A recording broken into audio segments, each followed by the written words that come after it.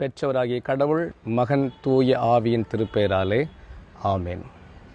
ஆற்காட்டு Lutheran திருச்சபை மீண்டும் புதிய பொலிவுடன் இந்த டிஜிட்டல் நிகழ்ச்சி தொடங்கியதை நினைத்து மகிழ்ந்து கடவுளுக்கும் திருச்சபைக்கும் நன்றி படைக்கின்றேன். இதை திறம்பட செயல் வேண்டும் என்று வலியுறுத்துகிற பேராயர் மற்றும் நிர்வாக குழுவிற்கு என்னுடைய வாழ்த்துக்களும் நன்றிகளும். இந்த துறையை செய்வதற்காக நியமிக்கப்பட்டிருக்கிற அருட்பணி அகிலன் அவருக்கு என்னுடைய வாழ்த்துக்களும் நன்றிகளும்.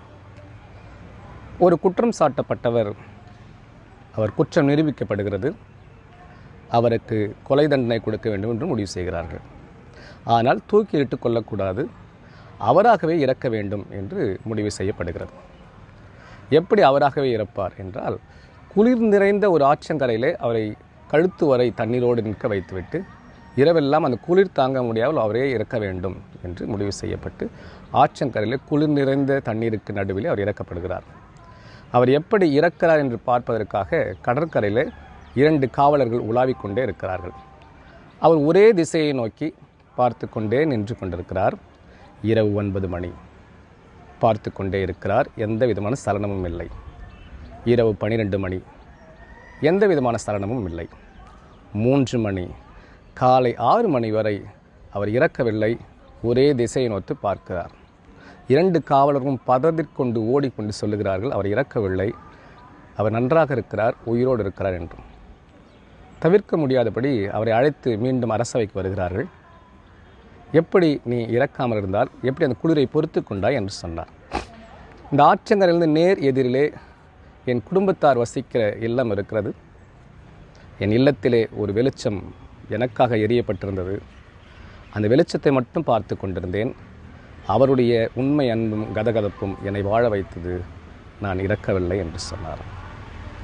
சீர்திருத்த திருநாளை கொண்டாடுகிற இன்று 2025 சீர்திருத்த நாளிலே ஒரு திசை, ஒரு கருவி எல்லாவற்றையும் வாழ வைக்கிறது என்பதை தான் இந்த நாளில் நாம் கேட்க காத்திருக்கிறோம்.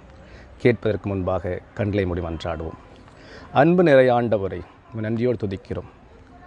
சீர்திருத்தலின் நாளுக்காக நன்றி படைக்கின்றோம். மார்ட்டின் லூத்தரனுடைய அடையாளங்களிலே மிகப்பெரிய ஒரு அடையாளத்தை நாங்கள் கேட்கப் போகிறோம். நீர் பேசும் இயேசுவை கேட்கிறோம். அன்பு நிறைந்த ஆண்டவரே, ஆமேன். உலகமெங்கும் பார்த்து கொண்டிருக்கிற உங்களை நான் வாழ்த்துகிறேன். மார்ட்டின் லூத்தரை பற்றி பேச வேண்டுமென்றால் பேசிக்கொண்டே இருக்கலாம். அவருடைய இறையியல் கருத்துக்களை பேசிக்கொண்டே இருக்கலாம். ஆனால் மார்ட்டின் லூத்தர் என்றவுடன் நினைவுக்கு வருகிறது 5 சோலாஸ். அது 3 2ஆக பிரிக்கப்படுகிறது. அதையும் தாண்டி பேசப்படாமலே பேசுகிற ஒரு பொருள்தான் லூத்தரின் ரோஜா என்று சொல்லப்படுகிறது. 1530 மார்ட்டின் லூத்தருக்காக வடிவமைக்கப்பட்டது தான் இந்த லூத்தரின் ரோஜா. ஆழமான, மாற்ற முடியாத இறையியல் செறிவோடு கூடிய கருத்துக்களை கொண்டது. ஆக்ஸ்பர்க் மாநாட்டின் சின்னமாக இது வெளியிடப்படுகிறது. அன்று முதல் ஆத்தென்டிக் ஒரு அடையாளமாகவே உலகமெங்கும் இது பரப்பப்படுகிறதாக இருக்கிறது. லூத்தர் ஜெர்மனியில் கோபக் கோட்டையில் தங்கியிருக்கும் பொழுது சாக்சனின் இளவரசர் ஜான் ஃப்ரெட்ரிக்காக வழங்க தயார் செய்யப்பட்டது. அதை லூத்தரிடம் காண்பிக்க கொடுத்து அனுப்பப்படுகிறார்கள். லூத்தர் அதற்கு இறையியல் கருத்துக்களை எழுத சொல்லப்படுகிறது. அவர் எழுதின அந்த இறையியல் கருத்துக்கள் உலகம் வியக்கும் அடையாளமாக மாறுகிறது. ஓவியங்களுக்கு எப்பொழுதும் விளக்கம் தர தேவையில்லை. அவரவர் பார்வையில் அது புரிந்து கொள்ளக்கூடியதாக ஒன்றாக இருக்கும். ஆனால் முதல் முறையாக ஒரு ஓவியத்திற்கு விளக்கம் கொடுக்கப்பட்டு எல்லோராலும் அந்த விளக்கத்தை ஏற்றுக்கொள்ளப்பட்டு வேறு கருத்துக்கள் இல்லாதபடி அதே கருத்துக்களையே உலகமெங்கும் பரப்பப்படுவதாக இருக்கிறது. இந்த லூத்தர் ரோஜாவை பற்றி லூத்தர் சொல்லும் பொழுது ஒவ்வொரு பகுதியும் ஒரு இறையியல் கருத்தின் அடையாளப்படுத்தப்படுகிறது. என் கோட்பாட்டினது பற்றினதும் சுருக்கம் என்கிறார். இதை முதலாக ஜெர்மனி, ஆப்பிரிக்கா, ஐரோப்பா நாடுகளில் தான் அதிகமாக இது பயன்படுத்தப்படுகிறது. இந்த ஓவியத்திற்கு பின்பாக இருக்கிற அரசியல், கடவுள், இயேசு, வெள்ளை ரோஜா, நீலவட்டம், மஞ்சள் வட்டம் என்று கலவர ஒரு அரசியலை மத நம்பிக்கைக்கு இடையே நிலைத்தன்மையை குறிக்கிற ஒரு அடையாளமாக லூத்தர் இதை மாற்றுகிறார். மேல்தள கிறிஸ்துவ அரசியலுக்கு நடுவிலே கீழிருந்து மக்களுக்கு கடவுளின் அன்பை கொண்டு போய் சேர்ப்பதாக இருக்கிறது. இந்த லூத்தர் ரோஜாவின் அடையாளங்களுக்குள்ளே நாம் செல்லலாம். ஒரு வட்ட வடிவில் அது இருக்கிறது. மூலைகள் பக்கங்கள் வட்டத்திற்கு கிடையாது. ஒரு முழுமையின் அடையாளமாய் அது மாறுகிறது. நிலையான ஒரு புள்ளியிலிருந்து நிலையான ஒரு புள்ளிக்கு செல்லுகிறது. அப்படி என்றால் இந்த வட்டத்திற்குள்ளே ஒரு பெரிய முழுமையின் வரலாறும் ஒரு முழுமையின் இறையிலும் உள்ளே வைக்கப்பட்டிருக்கிறது என்பதை அந்த வட்டத்தின் மூடே இவை தொடங்குகிறது. ஒரு சிவப்பு நிற இதயத்திற்கு நடுவிலே கருப்பு நிற ஒரு சிலுவை உள்ளே வைக்கப்பட்டிருக்கிறது. சிலுவையில் அறையுண்ட கிறிஸ்துவில் வைக்கும் நம்பிக்கை. அவரே மீட்பர். மனிதன் மீட்படைகிறான். என் மனதில் இன்று நினைவூட்டப்படுகிறது. சிவப்பும் கருப்பும் அவமானத்தின் அடையாளமாய், வேதனையின் அடையாளமாய், சோகத்தின் அடையாளமாய், மனசோர்வுக்கு அடையாளமாய், பயத்தின் அடையாளமாய், கோபத்தின் அடையாளமாய் இங்கே சித்தரிக்கப்படுவதை நான் காணலாம். இயேசுவை நான் சொன்ன எல்லா உணர்வுகளை வைத்து பாருங்கள். இவை எல்லாமே அந்த சிலுவையின் கருப்பு நமக்கு அடையாளமாக இருக்கும். சிலுவை கொல்லுவதல்ல, அது உயிர்ப்பிக்கிறது, அது வாழ்வளிக்கிறது என்பதை மீண்டும் அது சொல்லப்படுகிறதாக இருக்கிறது. ஒரு புரட்சியின் அடையாளம் கருப்பின் வண்ணமாய் நாம் பார்க்கின்றோம். கருப்பு இலக்கை நோக்கி வழிநடத்தும். கருப்பு இழிவுகளை எதிர்த்து போராடும் என்கிறது. பெரியார் காந்திக்கு எதிராக கருப்பு சட்டை அணிந்தே திருவும், வாருங்கள் எல்லோரும் கருப்பினை அடையாளமாய் மாற்றோம் என்று சொல்லுகிறார். இயேசு தன்னை அதனும் மேலாக தன்னை அந்த கருப்புக்குள்ளாகவே அடையாளப்படுத்தி மீண்டும் உயிர்ப்பிக்கிற அடையாளத்தை இது சொல்லுகிறது. இதை அழகான இதயம் சிவப்பின் நடுவிலே அந்த சிலுவையை காட்டுகிறார்கள். வலிமை, ஆற்றல், இரத்தம் என்பது உயிரின் அடையாளம். அது மனிதனுக்கு உள்ளே இருந்த அந்த இயேசுவை ஏற்றுக்கொள்ளுங்கள், நீ உயிர்ப்பிக்கப்படுவாய் என்பதை நமக்குள்ளே அந்த சிலுவை கொண்டு செல்ல வேண்டும் இருக்கிறது.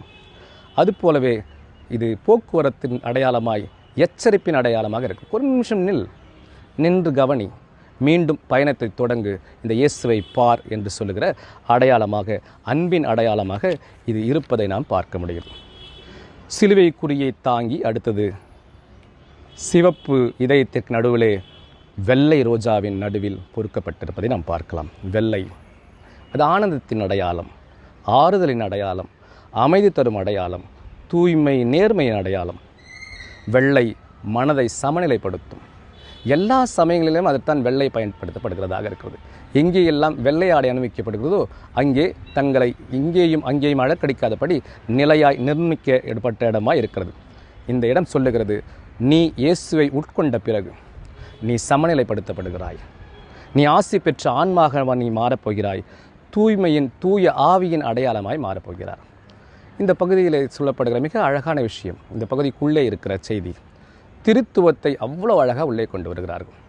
கடவுளும் இருக்கிறார், இயேசுவும் இருக்கிறார், தூய ஆவியும் இருக்கிறார். கிறிஸ்தவத்தின் அடிநாதமாய், கிறிஸ்தவத்தின் அடித்தளமாய் விளங்குகிற திருத்தவம் எல்லோரும் பிரிந்திருக்கிற சபைகளுக்கு நடுவிலே, கத்தோலிக்க சபையாக இருக்கட்டும், சீர்திருத்த சபையாக இருக்கட்டும், பரவச நிலை சமயத்தினராக இருக்கட்டும், ஆனால் எல்லோரும் சேர்ந்து ஒரு கோட்டில் பயணிக்கிறோம். திருத்துவம் என்பது சரியானதாக இருக்க வேண்டும் என்று அந்த திருத்துவத்தை ஏற்றுக்கொள்ளுகிற அடையாளத்தை இந்த பூவிற்கு நடுவிலே இது பொறிக்கப்பட்டிருப்பதை காணலாம். 5 சோலாக்கள், 3 சோலாக்கள், 2 சோலாக்கள் என்று விரிவாக போய்கொண்டு தாண்டி இந்த ஒற்றை பூ திருத்துவத்தை அவ்வளவு மேற்கொண்டு எளிமையாக காட்டுகிறதை நாம் பார்க்க முடிகிறது. நீல நிறம் ரோஜாவின் பின்னால் அமைந்திருக்கிறது. நீலம் கடலும் வானுமாய் இருக்கிற அடையாளம். கடலும் வானம் அமைதி பெற்றிருக்கும், ஆர்ப்பரிக்கும்.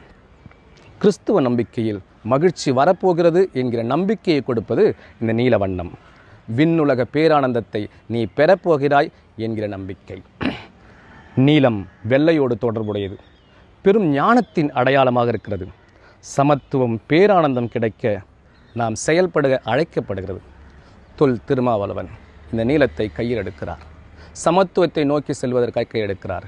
நீலம் என்கிற ப்ராஜெக்ட்ஸ் இந்த சமநீதியும் நீதியும் கொண்டு வந்து எல்லோருக்கும் எல்லாம் போகலாம் வாருங்கள் என்ற நம்பிக்கை ஊட்டுகிற அடையாளமாய் இன்றைய காலகட்டத்திலும் இந்த நீலம் தொடர்ந்து வருவதை நாம் பார்க்கலாம்.